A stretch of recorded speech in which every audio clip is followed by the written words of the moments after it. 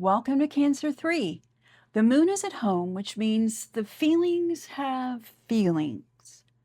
Meanwhile, the Four of Cups has been handed a cup by a literal cloud and is still acting like customer service ruined his day.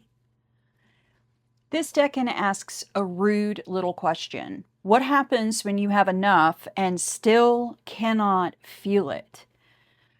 The High Priestess and the Chariot are both cards of crossing a threshold. One listens for what is hidden, and the other gathers itself and moves. Then the Four of Cups sits under a tree, looks away from the invitation, and said, I am going to need absolutely none of that. So today we're talking about abundance, emotional saturation, the difference between a wise refusal, and being so checked out that even a miracle starts to look inconvenient. This little card has more going on than one sulky person in a cloud with poor boundaries. Welcome back to Midlife Enchantments. I'm Kimberly, and this is my year-long decan walk where I study my way through the 36 decans of the zodiac.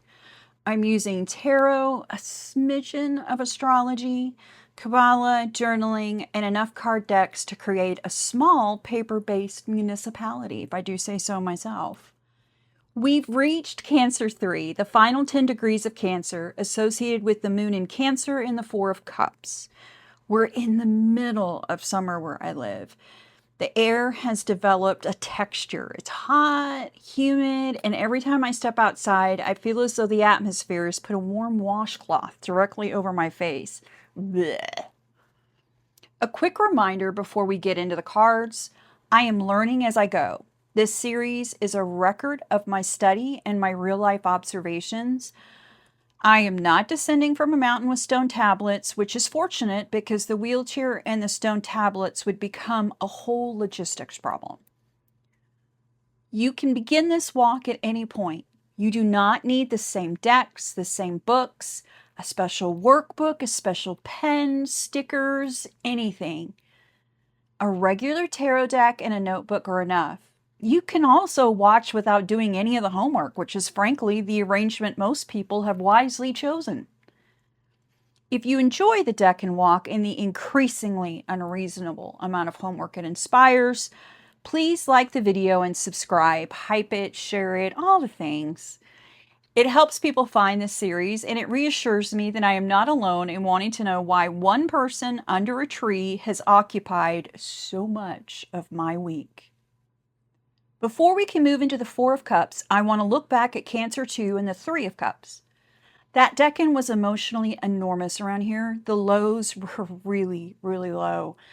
And the highs were genuinely high. Like, it felt like Cancer in the sense that every event arrived with its own tide, and my nervous system decided it needed to personally supervise the ocean.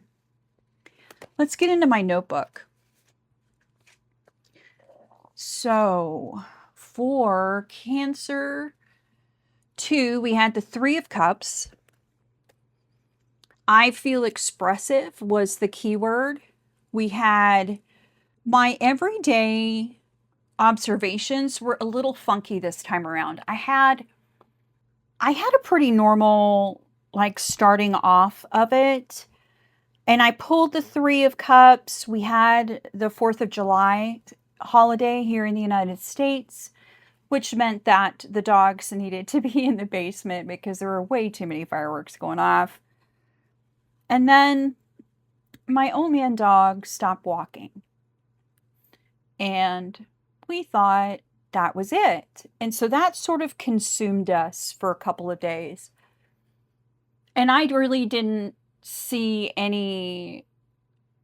I felt the Chariot in that I wanted to feel my home was protected and that we were protected from what I feel is always with my pets, a betrayal of father time.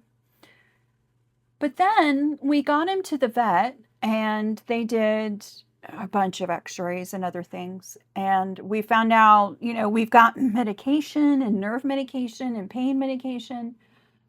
And we're going to get some more time with him. Also, he's a little bit dramatic.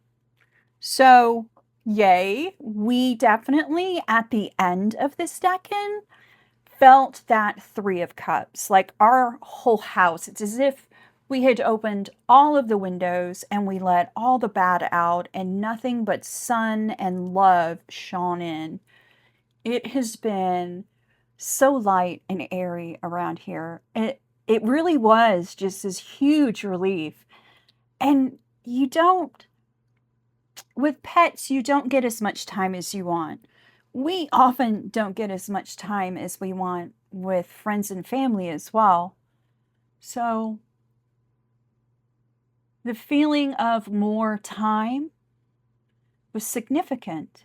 And this feeling of raising a cup, of being in our walled garden here at the house with our little family, was beautiful. And I will say, if you look for the Decan, you will find it. I did my end of the Decan spread. I did my journal questions from the last video. I did use Folkloric Waters and Faded Frontier. This spread was all about friends, and I find friendship a minefield. Because I'm chatty here on YouTube. But like I don't want to chitter chatter about you know, you're in traffic, you bought a new kind of mascara, these nails are great. I'm just not someone who, like, I'm who you call when you have a problem and you want it fixed. Like, I am your girl. I'm here for the hard stuff. But I'm generally not an everyday minutia sort of person. So I definitely use a clarifier for every single one of these cards because I just needed the help. And these were very simple clarifiers. Fantastic. I did decorate the spread with dogs and zodiac because this was such a dog-centered decan for us. And I want to remember that when I'm coming back to this notebook next year. So our air conditioner is still working. Ha ha. We are gearing up for another heat wave this week. We are hopeful that everything will remain as it is. So yay. I'm going to put in a photo of my pup here because I want you guys to see his cute little face. I'm going to put a younger photo in and an older photo so you can see how much he's grayed out. He is such a great beagle, so loving, and he is the alpha of the house. He is a no-nonsense, don't mess with me, I'm old, but if you need me, I'm here kind of dog. And he cuddles with me, he sits with me, he sleeps most of the time, of course. He's older, but I am enjoying every moment I get with him. So let's get into the landscape of Cancer 3. Cancer 3 runs from July 12th through July 21st in the system that I'm using. And I think actually in M.M. Maline's Solar Right workbook, we actually, Leo 1 starts in the afternoon of July 22nd here in the U.S. Eastern Time, New York, New York. So I've already marked my numbers out here so I don't mess that up. We are going to take a look at the cards that go with this. I did do a reading from Marlena Torres's Decan spread workbook that she has available. If you've not watched her Decan series, I would definitely recommend it. Let's get into our cards. I have a lot of cards here as usual. Nothing unusual in that. I've got them in little piles. Let's hope that I can keep everything straight, right? All right. So we are still in Cancer. These two cards, we are also in the moon.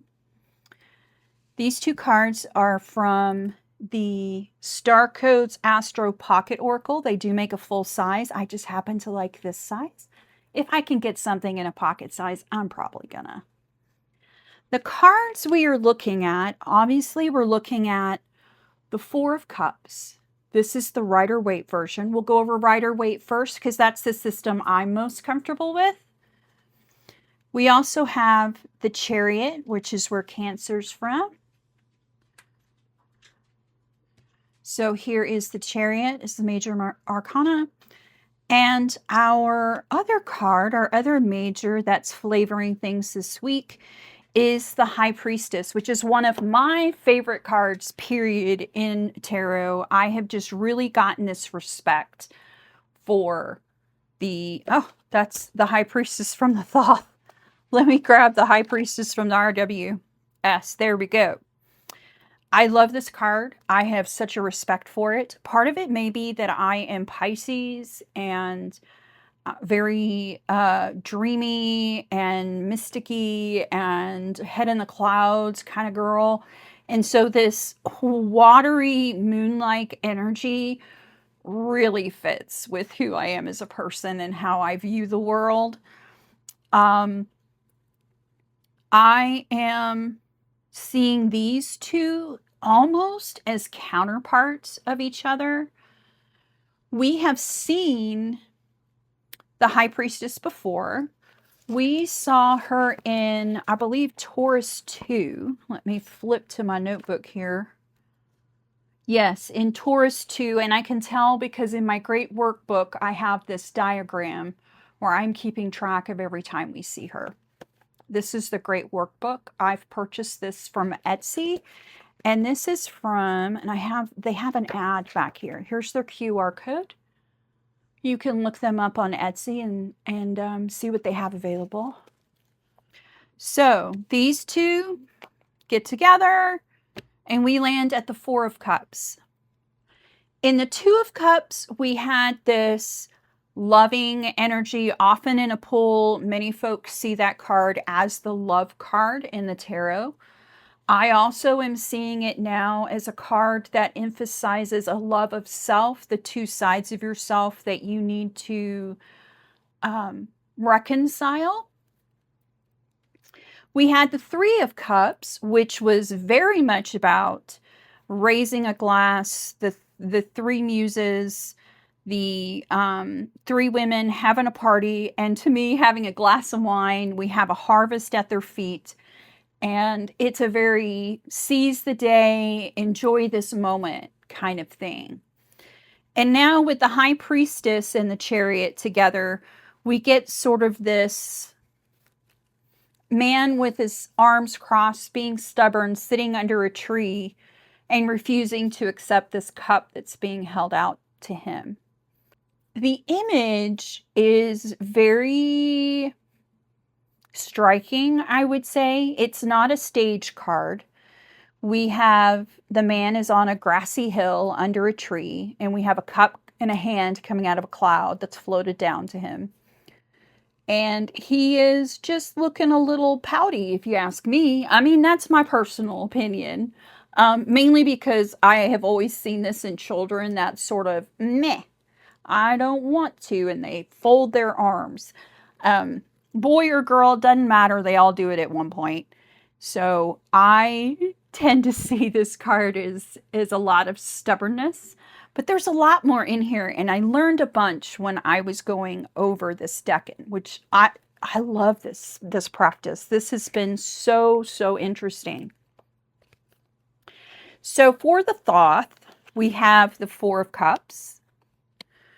We have the Priestess, and we're back at the Chariot. So this is our last go round with the Chariot. The Crowley title in the Thoth is Luxury.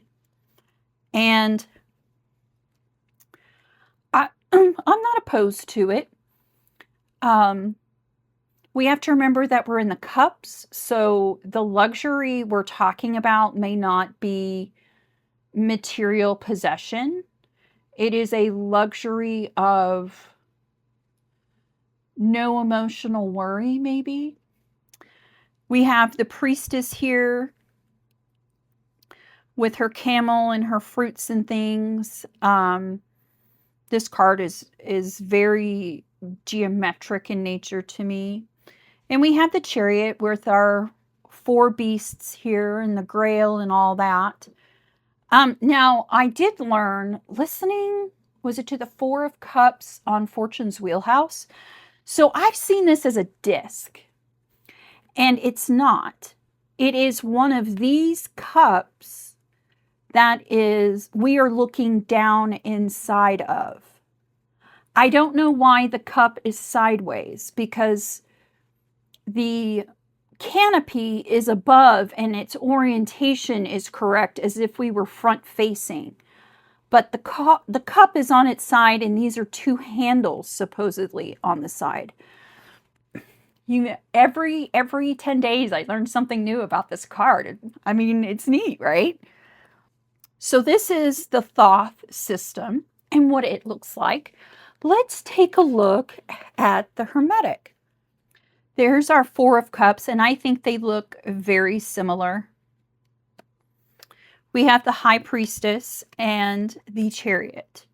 So the Hermetic title is Lord of Blended Pleasure.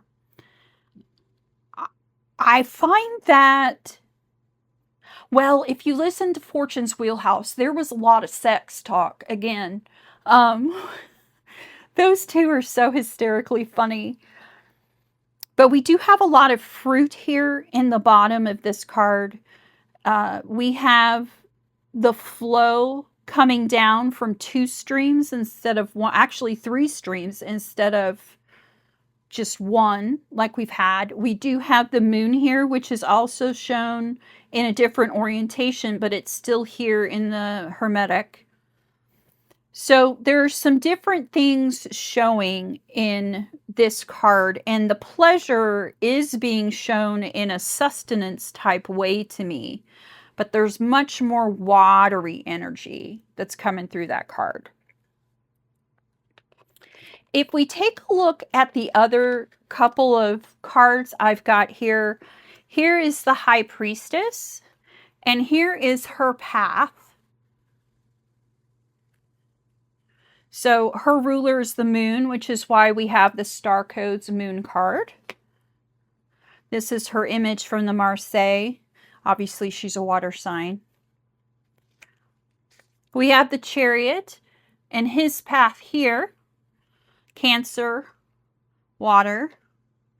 The Chariot from the Marseille, which shows horses.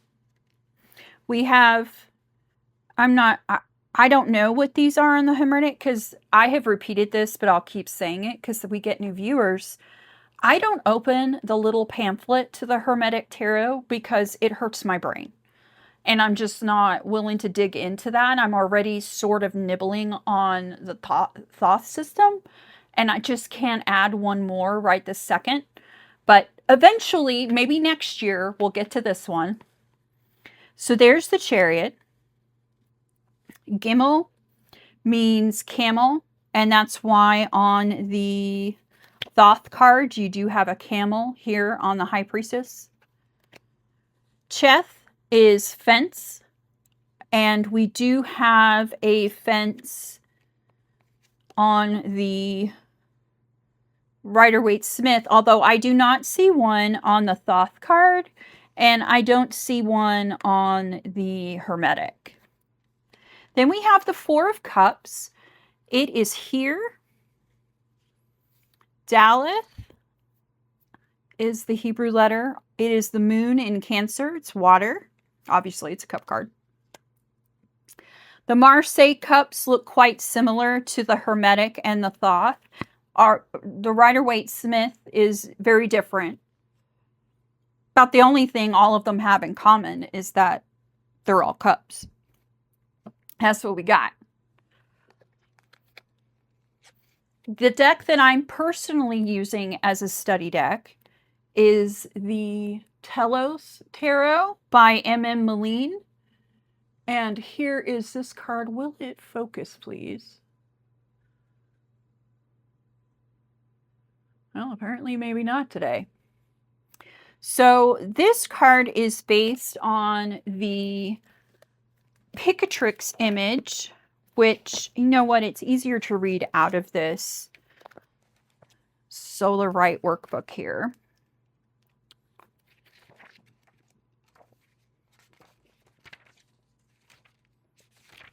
I do have the page marked. My goodness.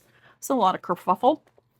So the Picatrix image is a turtle or a selhafe with a snake in his hand who has golden chains before him, running and riding acquisition by means of war, lawsuits, and conflict. Oh, this is based on the Agrippa image. A man, a hunter, with his lance and horn, bringing out dogs for the hunt. This is from Agrippa's 3 books of occult philosophy, which I have not read. I've listened to book 1. I'm not sure I understand much of that. That just may be more than my head can handle right now. But we definitely have the dogs. We have the cups, his horn. He's holding a snake in this image. We're running along the water, which I love. So that is the Telos 777. And then we will get to my favorite card in this whole study. The Wild Way Oracle. Look at this sucker. Oh, it's so pretty. So we have a beaver making a dam, and the card title is Abundance. We have the gold foil as usual, but isn't that lovely? We have the moon reflected in the water. We have the grass, we have the trees, we have the water. He's doing something, isn't he? He has an abundance of dam making materials. Does he have too much? I don't think a beaver ever thinks they have too many sticks. I just don't think they do. They seem to continue to pile up. Pile up, pile up. So I'm going to read you a little bit of what the guidebook has to say. The Wild Way Oracle is an indie deck, and I absolutely adore it. When Cancer 3 Beaver shuffles onto the scene, we enjoy comfort, security, and abundance. We are able to luxuriate in the knowledge that we will have more than enough to nurture ourselves and provide for those we care about. So, our furry friend also reminds us to be generous and to share material excess with those who suffer from scarcity. So there's not a lot of negative in the Wild Way little reading that I just did. And the card definitely says abundance. And the Hermetic title is Lord of Blended Pleasure, and the Thoth is luxury. And the only person who has this feeling like outright seems to be Waite. But let's dig in to the cards themselves and see what we see. Let's do a quick trip around the High Priestess. Let me bring you in a little. So the color for the High Priestess is, it's a major arcana, so there are several. Let me open up my notebook for you. So they're all blue and silver, which I think we definitely see in the Thoth card, right? I think we definitely see that. You do them this way. That makes more sense in my head. All right, I'm in frame. Go team. We met the High Priestess earlier in the walk during Tours 2, so I really am just going to review this real quick. She's the Mood card. She's the keeper of what has not yet been revealed. This curtain back here does show the Tree of Life, with this being in the center. Her dress turns into water. We have the moon here. We have the columns. Her scrolls suggest sacred teaching. The crescent moon at her feet connects her with cycles and receptivity, which I think is something that as a Pisces I'm pretty good at. I can say that. She can receive without immediately reacting. My notes call her a reservoir of divine grace. So she's an intermediary between the two worlds. She is the supernal from the mundane. That's what that curtain is for. I think I've mentioned it before. I may have even done it when I did that bonus video on Thursday. That I see this in some ways as the tradition in Abrahamic religions of the Ark of the Covenant being kept behind a curtain or a veil, and only the priest, the high priest, could go into the Holy of Holies, as it was called, and the regular worshipers would not be allowed to be, they weren't able to be in that divine presence. She is that intermediary between those two. Her feet are in each realm. She is a sort of a neutral card. She's the embodiment of the central pillar of the tree of life, which if we take a look at our handout here, we can see that she is here. Let me get it in frame, between Kether and Tippereth. So she runs right down here. This is path 13. Or wait, this says 13, but I think it's actually 12 for her. And it's the camel. She is spiritually independent. We do sometimes call her the Papess. She's the spiritual bride and mother. She's the future as yet revealed. And she's the anima, a reservoir of the divine. And I think that this card is one of the neatest cards in the tarot. There's a difference between the silence that makes room for truth and silence that's used as a hiding place. And the High Priestess, she knows which one she's in. I also really enjoy how the different decks handle her. Let me see if I can make room for the Hermetic here. Yeah, I can.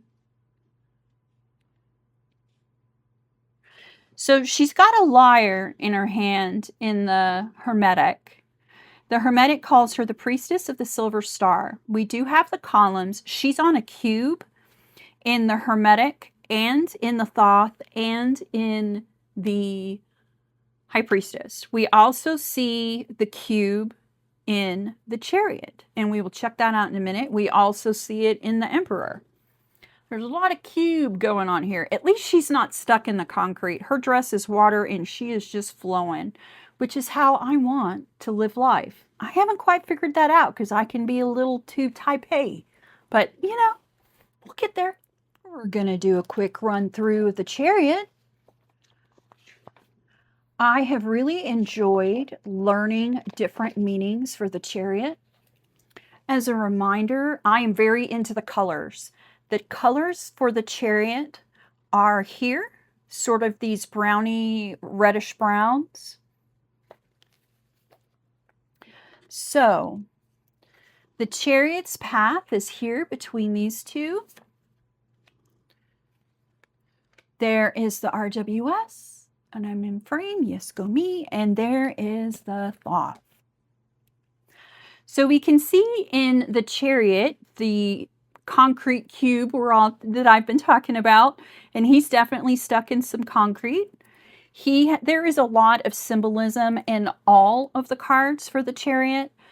This is the Grail. We have the cherubic beast from Ezekiel. We have a crab on his head. We have Abracadabra that's up here written on the covering. In the RWS, we have the fence, which is part of the Jewish, the Hebrew letter Cheth. This represents Cancer, the crab. We have the Sphinx here with polarity. He is wearing an outfit that has a bunch of symbols on it. His belt has astrological symbols on it. He's wearing this crown, and the covering is divine stars. He is wearing her armor in both sets of pictures, and this is heavy armor. This isn't lightweight, you know, leather type. This is, I mean, look at this thing. He looks like some sort of, I I don't know, one of those games the kids play, or a knight in all of the heavy, heavy armor that creaks as you walk, but you're very protected. The chariot is a vehicle for crossing the abyss, which sort of connects beautifully with the high priestess. Both cards can cross. So she is crossing the abyss as well. Where did I put my little fold out? Here it is. So the abyss is in here.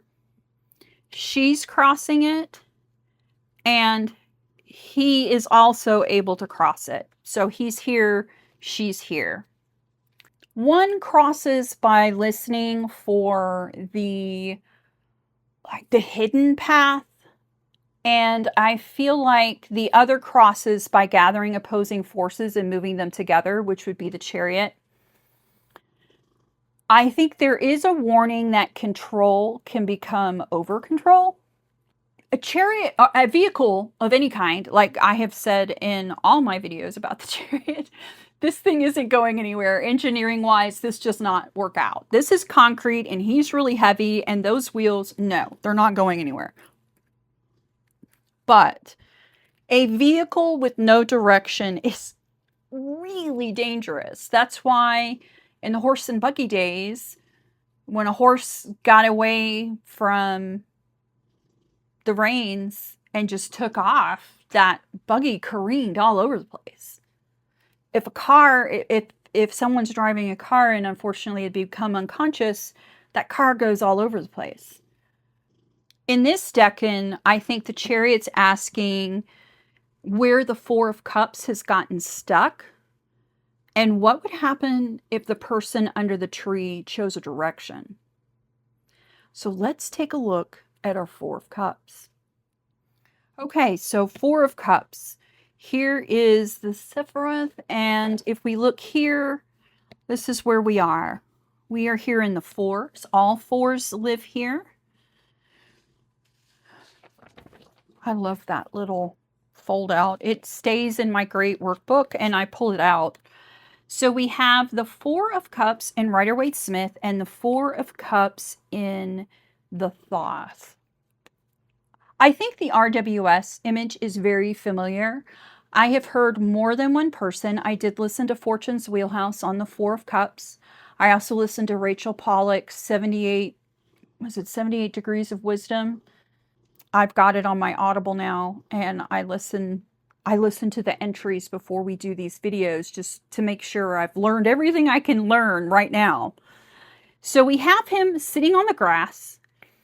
We have three cups here, and is he staring at him? I'm not sure. The line work is unclear, but his arms are crossed, and often I find with children and adults who are having a little pouty fit, they tend to cross their arms and then immediately shut their eyes as if they can keep the world out with their arms crossed and their eyes closed. So I don't know that he's really looking at anything but the inside of his own eyelids. We have the same bold colors that we typically have in the classic RWS. We have the cloud that's come down with the cup, and we have the tree. It's a very simple card. There's not much to misunderstand here. The crossed posture really matters because I think he's a closed system here. Like, he's not resting under a tree. He's having a pouty fit under the tree. And he's not accepting the call of the cup that's being given to him. And if we think of clouds, I think most of the time we look at the clouds. I mean, if you ever laid outside and stared up at the clouds, I think most of us have been lucky enough to have that opportunity. And you stare up at them and you're in sort of this quasi-dreamy state. You're trying to make sense of the shapes. You're receptive. But you've got sort of thoughts and dreams, and you're not super clear. You're hazy as you're staring up at the sky. So this invitation might not be, this isn't a refusal of call to adventure like in a Joseph Campbell way, which was referenced in T. Susan Chang's 36 Secrets, which I am still using the heck out of. I think this is more emotional. I think it's spiritual. Whatever it is, this person is saying no, right? I think that's very, very clear on the RWS card. So I think the emotional experience that he's having here is a disconnect. From the Thoth, I mean, it calls the card luxury, which I think sort of changes the feel of the 4 immediately. It's pleasant sounding. But if you look at the notes that I have on Crowley and from what I listened to in Fortune's Wheelhouse and you should see my stack of books here. Crowley says that this is an idea that purity has been lost in the pursuit of satisfaction. That more, quote unquote, has stopped adding.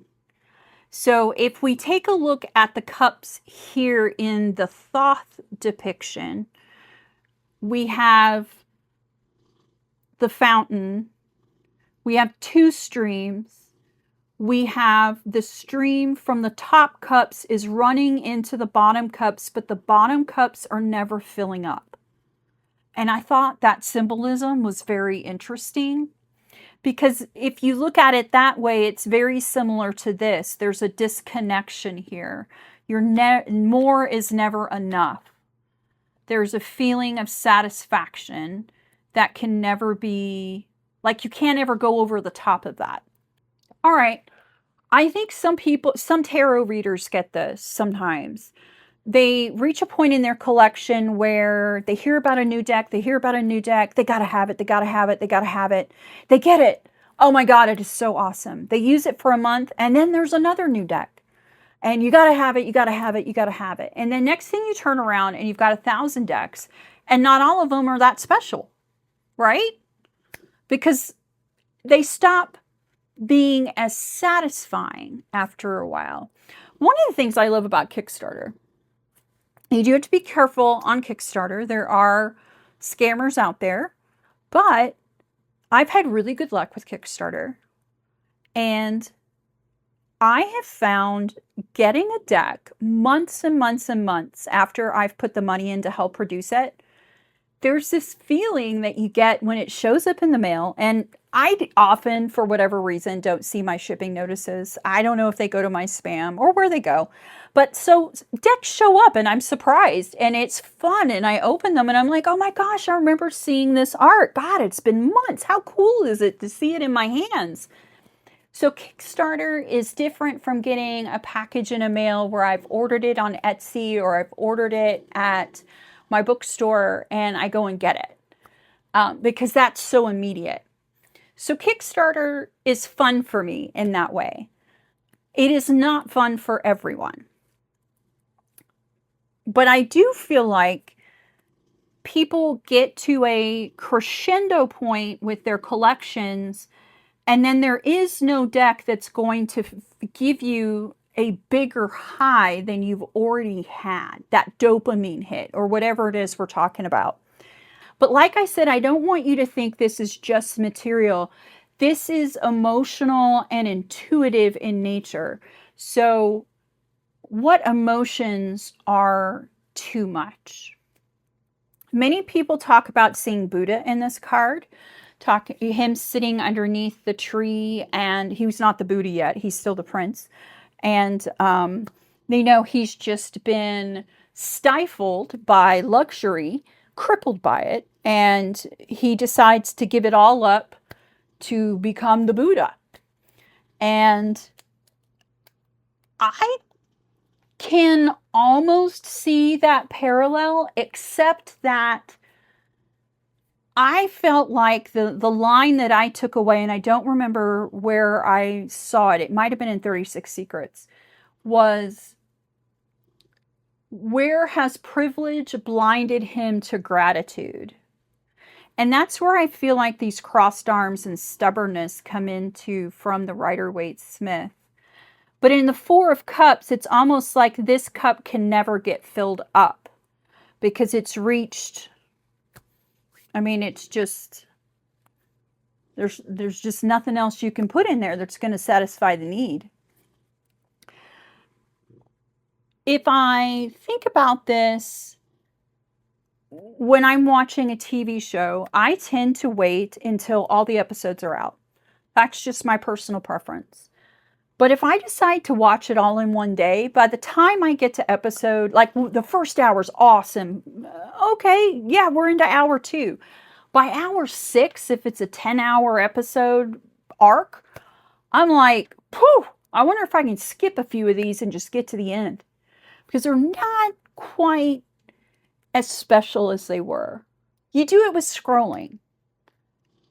Next post, next video, next piece of news offers another cup, another cup, another cup. But none of them are satisfying because you're not really getting the kind of nourishment that you need. The stimulation, it's always going to be the next one's going to be the best one. The next one's going to be the best one. And of course, the algorithm is very good at milking that for you. I think Hungry Ghost is what I see most in this card. That privilege blinding you to gratitude, or that your hunger is just super enormous and your ability to receive nourishment gets really painfully small. I don't think that one tarot card contains this whole teaching. I mean, it took Buddha a very long time to become who he was, right? With all of his wanderings and such. There is a echo of a too comfortable life producing a spiritual crisis. But this person refusing the call, maybe because this cup would require change, it asks them to make a different decision. It asks them to grow a little. And growth, I mean, we do tend to try to avoid it no matter how we were raised, because growth does mean change. And most of us aren't like real embracing of change. Most of us, you know, we like stability. A person may keep increasing danger because they never have to metabolize the cost. I mean, that is a severe expression of the Four of Cups, but the everyday version is pretty familiar. We can become so accustomed to what supports us that it disappears from our awareness. I'm not arguing that you need to have sort of this forced gratitude every day. I personally look for gratitude every day. That's a part of my mental health practice. And I think that's very important to me, because I feel like forced gratitude can become another way of silencing legitimate pain. But I do think that this points to refusing the cup, refusing the call, because you are blinded to the things you should be grateful for. But that's just one way that I tend to look at the card. I think for different situations, there are different responses. There is a quiet dignity to this card. The person's not smashing the cups. They're just paused here, right? They're just taking a pause. And that pause can become useful when it turns into contemplation rather than a permanent withdrawal. And I feel like, yes, he's being pithy and a little pouty and having a stubbornness moment. I know a lot of people read this card as apathy. I don't see it as apathetic because of the crossed arms. Like I said, it's just because I've seen so many children do it. Just, I think that's enough on this card. I've waxed poetic long enough. All right, let's get to my favorite part of the show. Mass market decks. Today, I have picked 3 that are quite different from each other. So this could be fun. I don't know if we're going to see any of the symbolism we're looking for, but we're going to see what artists found in the card. So the first one is the Wise Dog Tarot by MJ Cullinane.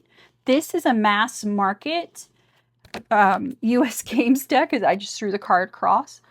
This is, I'll move you out just a little bit. These cards are kind of big. There are the backs, readily available. So we have a collie here. We have a raven. It looks like we have a wolf or something under. We have a huge tree, some mountains. We definitely have the moon, which is something that we see in the High Priestess regularly. I feel like we've got some water or some allusions to water, but we definitely have a dreamlike quality to this card. We definitely have the blackness behind there, the night sky maybe. Okay. Here is the Four of Cups. We definitely have the cups here. A beautiful bird. We're at a tree. Looks very RWS, I think. I love a good German Shepherd. He doesn't look pouty, does he? Nah. And the Chariot. So we've got two animals. They both have sort of black and white coloring. Doesn't look very chariot-y to me. But if you think about that these look like sled dogs, and you intimate that in your mind, I think you get the idea that this is the Chariot. So there's what the Chariot normally looks like. I don't see any water energy, although we have frozen water, maybe with the snow. No covering over them, unless you count their fur. Oh, I just love this deck. I love dogs. I love cats. I love all animals. That's just my deal. So that was the Wise Dog Tarot. Now, the second deck that I picked is an oldie but a goodie that I don't use very often, but I do like to flip through occasionally and use maybe once a year. It is, here are the backs. This is the Steampunk Tarot by Llewellyn. This is on their older cardstock, which is just a little bit better.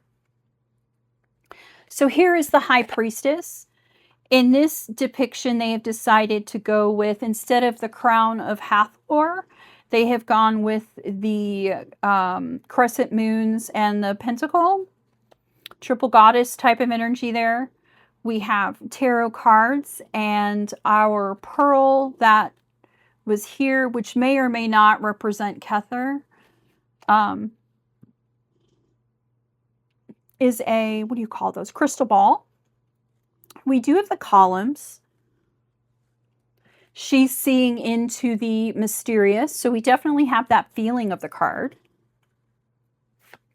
Here's the Four of Cups, and he looks, you know, a little pithy. Maybe he's had a little too much wine. There's a cup up there that he's completely ignoring. And we have the skull here, which I find interesting. It's not just a back, like a prop piece, I don't feel like. I feel like it's an intimation of refusing the call leads to bad things. Refusing growth keeps you stuck. So I thought that was interesting in that card. And then you have the Chariot. And I love the Steampunk Chariot. And that she has an umbrella as a covering. So we definitely have the covering from the Chariot. And we have our beasts here. And at least her chariot looks like it could go somewhere, right? Like, I feel like she's driving a mechanical vehicle through smoke or clouds or something while holding an umbrella. And it's sort of absurd, but very controlled. It looks like the movement's technical, like the vehicle has a lot of parts and the driver's is managing them and navigating these unstable conditions. Hidden machinery and unstable and maybe emotional stagnation. Maybe this vehicle only works because of skill. I don't know. But I love this deck. It's very steampunky. And when we're going to one of the Comic-Cons, this is a deck that I like to pull out for a reading that day. The third deck is one that I had to wait until we had a Decan where there were no naked bodies in these cards. And it took a little while. So this is the Fyodor Pavlov deck, which is beautiful. Also another US Games deck. Here's our High Priestess. I love this veil here and that we see behind her. Our columns are sort of wispy smoke. She does have the pomegranate, which, you know, that's on the veil behind. She is wearing a moon on her head, but not the full crown of Hathor. Yeah, really, this feels, I would know that this was a high priest, especially because of the moon, the veil, and the pomegranate. The Four of Cups. He doesn't look as stubborn in this depiction. We do have two hands coming out of the clouds, sort of giving him the cup, right? He's he's holding this cup, ignoring the others. Maybe he's drank out of them already and they've run dry. Not sure. The tree looks gnarled and old. There's no green, grassy growth feeling in this card like there is in the RWS depiction, right? Here is the Chariot, and in this particular depiction, they use horses. He is wearing armor, but it looks a little leathery, and he's got a lot of open space here where he can still get nailed. I would recognize this as a Chariot. We are missing a lot of the symbolism from the Chariot card. I mean, we definitely don't see the astrological stuff, the alchemical things, the divine stars. In fact, I'm not sure there is a covering here. It looks like an open Chariot. I don't see anything that really refers to Cancer necessarily. I don't see any water or anything there. We don't have any of the Egyptian iconography at all. He has the sun blazing behind him, and I don't know what this is on his head. Is it a mushroom? I don't know what that is. But I like this deck. But like I said, I had to wait until we had a set of cards that didn't have naked people, because there are quite a few naked people in this deck.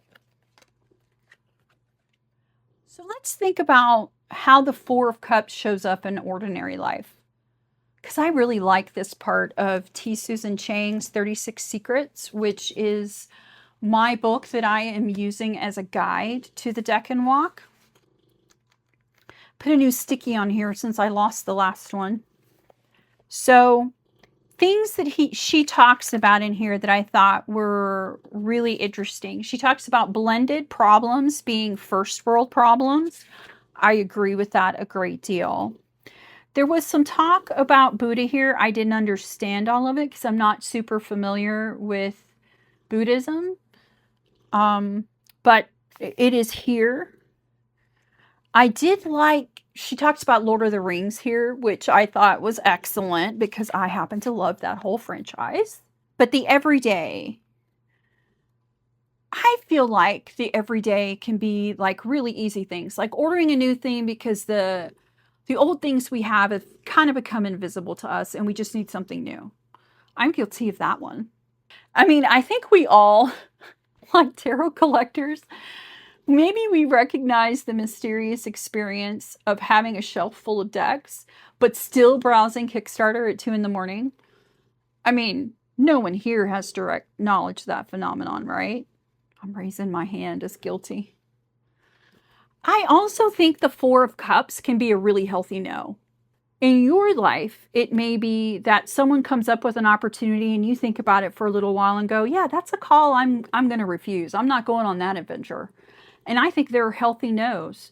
So don't always think that by refusing the cup, it's going to lead to horrible things. It may lead to a death of that opportunity, but maybe that opportunity wasn't for you. And you'll only know that if you pause and contemplate, right? I think a no can be, or a refusal of the cup can be stopping a behavior that just doesn't nourish you or isn't good for you anymore. Some people take this real literal, like they're going to quit sugar, or they're no longer going to eat fast food, or whatever that may be for you. Sometimes that invitation is like wrapped in beautiful wrapping with a beautiful sparkly glittery bow. That's what it would look like for me, because if it glitters, it's mine.